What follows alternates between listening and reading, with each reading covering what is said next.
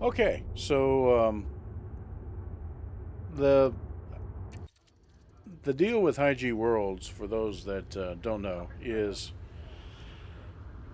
I think the game. This used to be the case. I heard of a story recently where somebody actually landed on a 40G world, which is just what? But it used to be hard capped at 9Gs or 10Gs. But the game would allow you, under certain circumstances, to land on worlds with gravity up to that much, and it goes about as well as you'd expect. So the landing on a 1G world is pretty trivial. Anything less than 1G, even more trivial, because the engines on these on the ships, even the explorers, and there's an important caveat to how explorers are fitted, can handle 1G pretty easily. But there's a direct relationship between thrust capacity of your engines and its rating versus the mass of the ship. So if you, as is typical with exploration fits, get a weaker engine, sometimes a very weak sublight engine, just to have freed up the space to maximize your jump capacity, then that means that the gravity of worlds that you can safely land on is much reduced than if you had a Class A max sized engine for that same ship chassis. So this has happened. I've seen, heard stories of, and seen folks with exploration fitted anacondas far, far away from the bubble faceplant themselves on 4G worlds or better just because they didn't realize that they just didn't have the engine to pull out of it. You know, they had fitted their Connie or ASP or whatnot for exploration. It worked great as long as you weren't in a gravity well. But the moment that you got close to the surface of the planet, you just didn't have the engine thrust to thrust away from it. It just dragged you right down until you died or got stuck. Um, how fast you fall, of course, depends exactly on the. Yeah. I haven't done a 9G. I've done a maybe a 5 or a 6, and certainly not far from the bubble. I didn't want to risk it. But I think I did a 3G on the other side of Sagittarius A star. You know, halfway between A star and Beagle Point.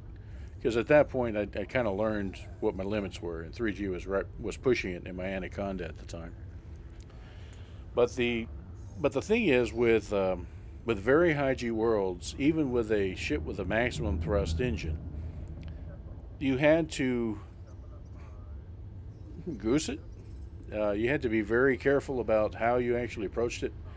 People, when they land, they're normally used to letting the thrusters and not the main engine handle the thrust necessary to counteract the force of gravity. So you actually kind of, this attitude with the ship.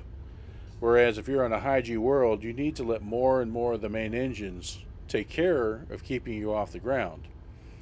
And if you don't, then those thrusters have much less thrust capacity than the main engines do. That's intuitive. But you really don't know until you get to a high enough G world and you're just falling if you're in the normal landing attitude. You just can't keep the thrust up. So what people used to do with high G worlds is descend vertically, just like Buck Rogers' rocket.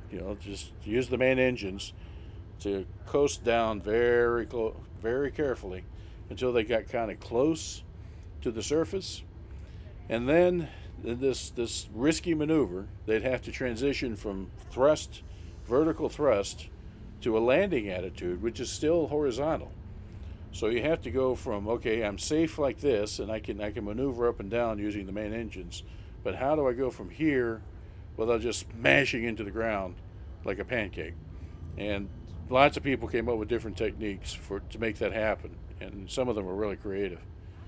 But that's the challenge of landing on high G worlds. Is it's not the same as what you're used to. Just kind of coast in, come out of super cruise, and then land in a horizontal position, lower your landing gear, off you go. High G worlds, not so much. You have to land vertically, let the main engines keep you off the ground, and then plunk. Now, great, you've landed successfully. You're not dead. How do you get off that thing? That's another challenge, because now you're horizontal. How do you, and you don't have the thrust to go straight up. So what people used to do is on high G worlds that they had to use this vertical landing technique, is they would boost straight off the surface with the main engines and try to pull it from this horizontal thing using boost thrust into something that the main engines could take over from. And what you had to do is immediately raise the landing gear. You hit boost, raise the gear, go. And yeah, that's right. One G is good enough for us. Oh, okay, Captain Oracle wants us to look at the skylights. All right, buddy. We'll look at the skylights for a minute. It's okay. No, we're looking at the theaters. Okay, bud. He is very relaxed and stretched out. Let me turn it around here. Okay, there we go. It's okay, bud. You're good. You're good. I'm trying not to disturb the cat because he seems to be particularly well behaved this evening. But yeah, his feet are all splayed over the mouse, so every time he kind of stretches and moves, the mouse moves with him. And I've actually seen some people do this, where they're oh, there he goes again.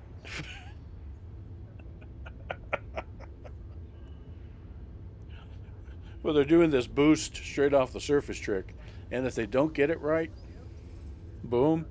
And one poor guy managed to land, doing the vertical and transition to horizontal thing, but there was a rock in his way. You don't necessarily have a lot of control about what's in front of you when you do this landing, right? You land where you land. There's a rock in his way, so he had to find a way around it. So he had to kind of do a half roll in order to get around this rock and still scrape the paint. So all sorts of variations on the thing. With the carrier, maybe that would be an adventure if we can find a high G world that's not far from the carrier. We were talking about playing with sidewinders. That might be something to play with because I think it'd be kind of fun to try to practice landing on high G worlds when there's little risk. I wouldn't want to do that to you guys out in the middle of nowhere with all your exploration data and no place to turn it in. That was just scary. But yeah, high G landings used to be something else. I don't know about this 40G world thing, if it was a glitch or what, but yeah, that's the only time I've ever heard of that. Yeah, right. It's a challenge for real. It's a challenge. Like few things are in Elite Dangerous in terms of flight. Um, So yeah, no, good times, good times.